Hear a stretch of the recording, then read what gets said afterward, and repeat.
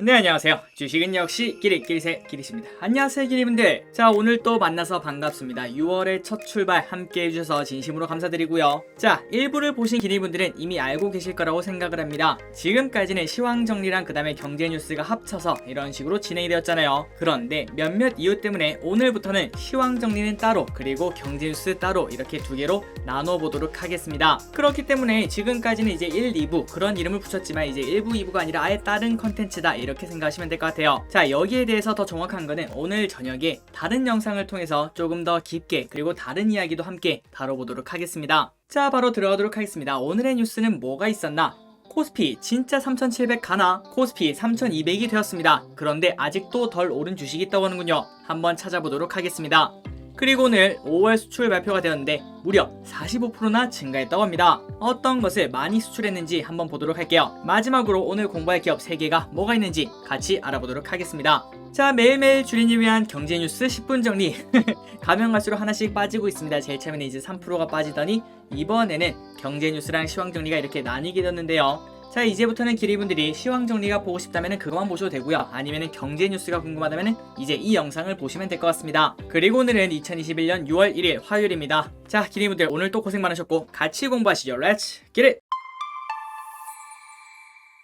자, 첫 번째 경제뉴스 바로 보도록 하겠습니다. 올해 코스피 3700 간다. 10개 증권사 센터장 증시 진단이 있었다고 하는데요. 한번 어떤 생각이 부딪히는지 살펴보도록 하겠습니다. 올해 초 코스피 3200 돌파, 그 다음에 코스닥 1000 돌파 후 증시가 활력을 잃고 상승 동력을 잃은 모습이다. 경기 회복 전망에 대한 장밋빛 기대감도 크긴 하지만 글로벌 긴축 시그널 본격화 등으로 방향성을 잡기 어려운 시점. 그래서 머니투데이에서는 주요 증권사 10곳의 리서치 센터장으로부터 현 시점을 어떻게 보고 대비해야 될지 의견을 물어봤다고 하는군요. 자, 그래서 전부 다 볼 수 없으니까 그냥 하나하나만 보도록 하겠습니다. 일단 미래셋 같은 경우에는 성장주가 나쁠 것이다 이렇게 생각을 하고 있고요. 그 다음 한국투자증권 같은 경우에는 가치주가 좋을 것이다. 그러니까 뭐 성장주랑 가치주랑 이렇게 비교해보면은 가치주 윈이라고 이 두 곳에서는 선택하는 걸 확인할 수 있죠. 그리고 세 번째 삼성증권 같은 경우에는 올해 코스피 밴드는 3000에서 3300으로 본다고 합니다. 그러니까 여기만 보자면은 야, 지금부터 더 이상 올라가기는 쉽지 않아요 이렇게 보는 거와 마찬가지겠죠. 그리고 이때까지와 마찬가지로 성장주보다는 가치주 선호 현상이 나올 것이라고 예상한다고 합니다. 자, 다음으로는 이제 왼쪽부터 KB증권, 메리츠증권, 하나금융투자인데요. 일단 KB 같은 경우에는 2900에서 3500 사이, 메리츠는 3000에서 3500, 마지막으로 하나금융투자는 3050에서 3600까지나 본다고 하는군요. 그리고 성장주와 가치주 뭐를 더 선호합니까? 이걸 봤더니 KB증권에서는 오히려 성장주를 본다고 하고요. 그리고 메리츠에서는 성장이랑 가치 둘 다 같이 올라가지 않겠나 이렇게 보고, 마지막으로 하나금융투자에서는 성장주든 가치주든 아무 상관없다. 실적이 나오느냐 이거를 봐야 된다. 이렇게 본다고 합니다. 자, 마지막으로 이제 신한금융투자, 대신증권, 유한타증권, 하이투자증권이 있는데, 자, 보시면은 3000에서 3700, 3100에서 3600, 2600이요? 유한타에서는 2600을 보고 있습니다. 물론 이거 가지고 욕을 하면 당연히 안 되겠죠. 우리는 왜 그런지 그런 시각을 볼 필요가 있다라고 생각합니다. 어쨌든 2600에서 3260까지, 그렇다면 지금이 고점이라고 볼 수 있겠군요.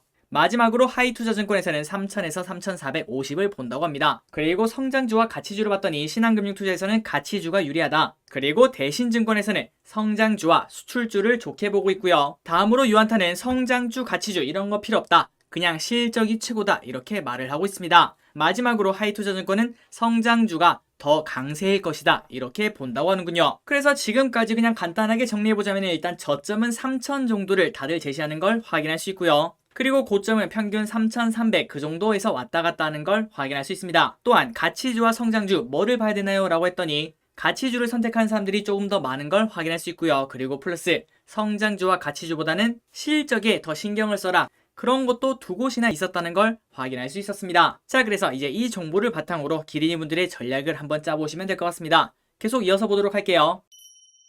가장 공격적인 전망을 내놓은 것은 신한금융투자와 대신증권이다. 신한금투는 3700, 대신증권은 3630. 이 정도 가려면은 필연적으로 삼성전자는 10만전자를 갈 수밖에 없겠군요. 자, 그 이유는 바로 코스피 이익 전망의 상향 조정이 예상보다 빠르고 강하게 전개되고 있다고 합니다. 그리고 신한금투도 마찬가지로 결국 이익 회복의 상대적 우위가 수익성 개선과 배당 성향 증가로 이어질 것이라고 진단했다고 하는군요.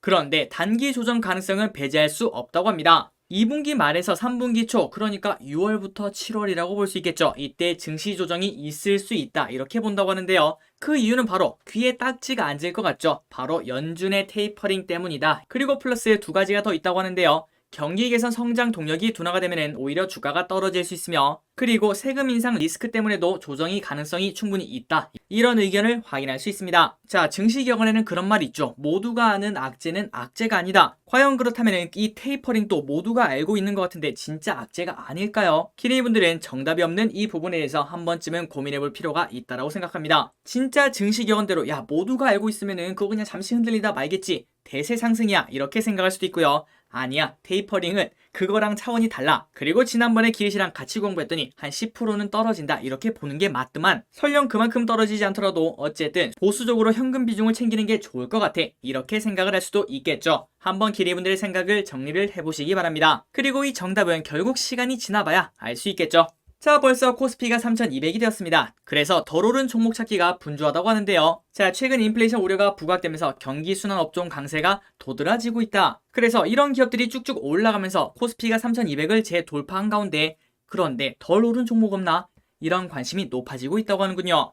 자, 그래서 내용은 다 날려버리고 가장 중요한 게 뭐라고요? 실적이겠죠, 실적. 그래서 2분기에 영업이익 추정치를 상향시킨, 그러니까 와, 예상보다 장사가 잘 되네, 이런 기업들 5개를 보도록 하겠습니다. 첫 번째, 한국가스공사, SK이노베이션, 호텔신라, 실리콘웍스, 현대제철. 자, 그런데 이 중에서 연초 이후 주가 상승률이 가장 높은 83%나 오른 실리콘웍스는 좀 부담되지 않을까, 이런 생각을 해볼 수 있을 것 같고요. 그래서 굳이 여기서 먼저 공부할 기업을 찾는다면 그동안 많이 오르지 않은 한국가스공사와 호텔신라를 같이 공부하는 게 좋지 않겠나. 자, 기니분들 이제는 확실히 알고 계시죠? 실적을 배신하는 종목은 절대 없습니다. 시간이 조금 걸릴지언정. 자, 다음 뉴스입니다. 외국계 매도 리포트에 출렁거리는 우리나라 시장, 정말 체력이 없습니다. K배터리에 공매도 공세가 엄청나게 들어온다고 하는군요. 한번 내용을 보도록 하겠습니다. 자, 지난달 3일부터 공매도가 부분 제기된 이후 국내 전기자동차 배터리 제조사에 대해 외국계 투자은행의 매도 보고서가 잇따르고 있다. 공교롭게도 K배터리 3사에 대한 공매도 공격도 같이 거세졌다고 하는군요. 자, 모건스탠리는 지난달 30일 보고서를 통해 삼성 SDI에 대한 비중 축소와 함께 목표 주가를 55만원으로 내렸다고 합니다. 글로벌 전기차 배터리 시장에서 신생 업체들이 진입하며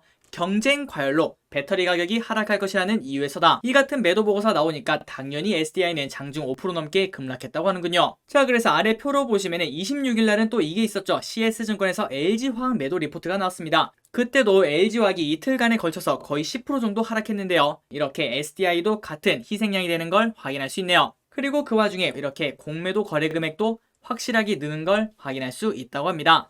확실한 이런 이유 때문에 항상 우리 코스피는 이런 오명을 가지고 있죠. 외국인들의 현금 인출기. 그 말이 오늘따라 조금 더 씁쓸하지 않나. 자, 그래서 최근 차트를 보시면 LG화학과 삼성 SDI 최근 차트가 조금 부러져 있죠. 이렇게 하락만 많이 하고 생각보다 파란색이 많은 걸 확인할 수 있습니다. 그 말은 현재 2차전지에 힘이 없다는 말과 마찬가지고요. 설령 지금이 저점에 가깝다고 하더라도 오른쪽으로 기어갈 확률이 꽤나 높을 것 같습니다. 그렇기 때문에 2차전지를 좋아하시는 기리분들은 조금 더 천천히 생각을 하시면서 긴 호흡으로 보시는 게 더 좋지 않겠나, 이렇게 말씀드리고 싶군요. 다음 뉴스입니다. 횡보장에 자사주 사들이는 기업들. 지난달 관련 공시가 16건이 있었는데요. 시총 낮은 기업들도 적극 추진하고 있다고 합니다. 한번 내용을 보도록 할게요. 자, 지난달 31일 금융감독원에 따르면 올해 자사주 취득을 결정한 상장사는 총 49개사가 있다고 하고요. 이 중 유가증권, 그러니까 코스피에서는 28개, 코스닥은 21개가 있다고 하는군요. 자, 이렇게 자사주를 취득하는 이유가 뭘까요? 바로 주가 상승을 위함이겠죠. 통상적으로 자사주 취득은 주식시장의 조정이 길어질 때 나타난다는 특징이 있다고 합니다. 그 이유는 바로 수급에 긍정적 영향을 주기 때문에 완만한 주가 상승을 이끌어낼 수 있기 때문이라고 하는군요. 그래서 지난주에는 시가총액 규모가 작은 기업들도 이런 식으로 하고 있다고 하는데요. 그런데 이거는 꼭 명심해야 된다고 합니다. 자사주 취득은 실적과는 관계가 없다는 점에서 주의가 필요하다는 조언도 나온다.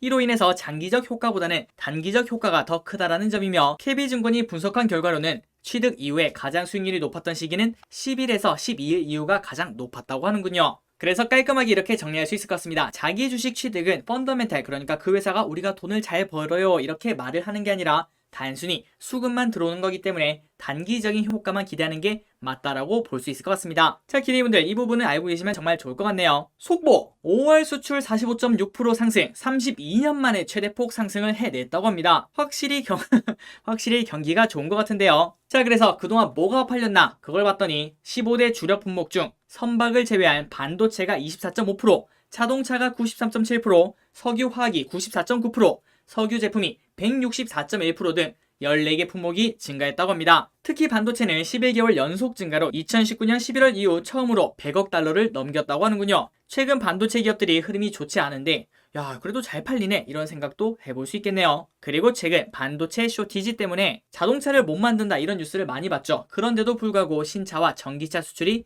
호조를 이어가고 있으며 그동안 부진했던 일반 기계, 석유화학, 석유제품, 섬유 등 중간재 품목들도 정상 궤도에 진입하고 있다고 합니다. 성인 남녀 10명 중 9명 올해 임시 공휴일 필요해.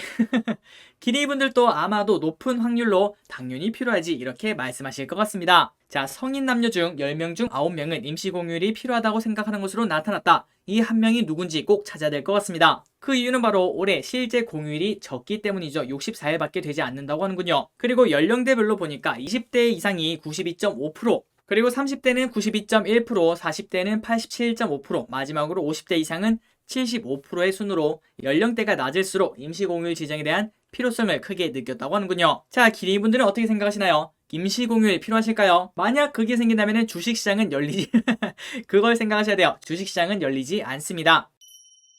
다음 뉴스입니다. 6월 증시 변동성 높을 것. 그래서 증권가에서는 반기 배당주를 관심있게 보라고 합니다. 자, 코스피가 신고가 돌파를 시도하는 가운데 반기 배당주가 주목을 끌고 있다. 지난해 코로나19 대유행으로 상장사들이 반기 배당을 대폭 삭감한 가운데 삼성전자 등은 꾸준히 배당을 실시했다고 하는군요. 자, 그래서 이렇게 증시가 올라오긴 했는데 6월달은 좀 불안하지 않나 이런 견해가 많기 때문에 그러면은 조금 안전한 반기 배당주로 가자 이런 흐름이 나오고 있다고 합니다. 그래서 대표적인 반기 배당주로는 삼성전자가 꼽힌다고 하는데요. 그리고 보통 대체로 배당 기준일을 앞두고 주가는 오르는 경향을 같이 띈다고 합니다. 그 이유는 바로 배당 수익을 기대하는 투자세가 유입되기 때문인데 참고로 삼성전자 보통주는 반기 배당으로 354원을 지급했으며 반기 배당의 경우 삼성전자 같은 경우는 배당 기준일이 6월 30일이라고 합니다. 이때 삼성전자 주식을 보유하고 있으면 8월께 삼성전자 배당금을 받을 수 있다고 하는군요. 자, 계속 한다고 했는데도 못하고 있습니다. 반기 배당주 한번 정리해서 꼭 알려드리도록 할게요. 자, 기리분들 약속 꼭 약속하도록 하겠습니다. 자, 이제 슬슬 마무리 뉴스를 향해 가보도록 할게요. 중국에서 유아 선행학습 금지가 나왔다고 합니다. 그래서 교육업계가 대규모 구조조정도 같이 나오고 있다고 하네요. 자, 중국에서는 이날부터 유치원과 사설학원에서 3세에서 8세 아동에게 초등학교 교육과정을 가르치는 것을 전면 금지시켰다고 합니다. 그 이유는 바로 출생률 저하 원인으로 지목된 과도한 교육비 부담을 줄여보겠다는 시도라고 하는데요. 이에 대응해 온라인 교육업체들이 고용을 줄이자 청년 실업이 가중되는 부작용이 나타나고 있다는 지적도 같이 나온다고 합니다. 자, 기리분들은 어떻게 생각하시나요? 만약에 우리나라에서 이런 일이 있었다. 그러면은 여러분들은 찬성하시나요? 아니면 반대하시나요? 저 기릿은 개인적으로 이렇게 8살 이하의 아동에게 과도한 교육은 필요할까? 이런 생각은 조금은 가지고 있습니다. 그리고 이 생각이 또 올드한 생각일 수도 있겠죠. 혹시 기리분들의 생각이 있다면 댓글에 남겨주시면 정말 감사하겠습니다. 자, 다음 뉴스입니다. 미국이랑 유럽 병원 셧다운이 풀렸다고 합니다. 그래서 지금부터 받을 게 이거라고 하는데요. 바로 치과 의료기기 수출 회복세가 나타날 거라고 합니다. 자, 그래서 바로 기업만 알려드리도록 할게요. 레이언스, 바텍, 디오, 덴티스 이런 기업들을 관심있게 볼 필요가 있다라고 하는군요. 디오 하니까 옛날에 같이 공부했던 기억이 납니다. 한번 다시 공부를 해봐야겠네요. 자, 마지막으로 오늘 공부할 3개 기업을 보도록 하겠습니다. 해성DS 글로벌 차업체 반도체 재고 2배 늘릴 전망, 수혜를 기대한다고 합니다. 자, 삼성증권에서는 해성DS가 자동차 업체의 생산량 증가에 따른 수혜가 예상된다고 1일 밝혔다. 해성DS의 목표 주가는 48,000원으로 제시했다고 하는군요. 자, 최근 차량용 반도체 쇼티지 현상이 나타났죠. 그렇기 때문에 차량용 반도체 재고를 기존 대비 2배 이상 늘릴 것으로 예상을 한다고 합니다. 그렇다면 그 반도체를 공급하는 회사는 당연히 나봉이라고 볼 수 있겠죠. 그래서 해성DS는 분기 매출이 성장할 것으로 예상되며 올해 2분기 영업이익은 지난 분기 대비 33.9%나 증가할 것으로 전망한다고 합니다. 자, 그래서 해성DS 여기 보시면은 34,000원에 위치한 걸 확인할 수 있는데 목표가까지는 꽤나 괴리가 큰 걸 확인할 수 있죠. 꼭 한번 공부해볼 필요가 있다라고 볼 수 있을 것 같습니다. 그나저나 이제 제가 좀 유튜브를 많이 하긴 했나 봅니다. 이 기업도 같이 공부했던 기업이군요. 근데 시간이 좀 많이 지나서 다시 한 번 더 공부를 해볼 필요가 있어 보입니다. 한 번쯤 같이 공부해보도록 할게요. 자, 다음입니다. 휠러홀딩스 2분기 골프 시즌 효과로 목표가 상향. 정말 많이 다뤄드렸기 때문에 그냥 바로 목표가 올렸다, 이거만 알려드리도록 할게요.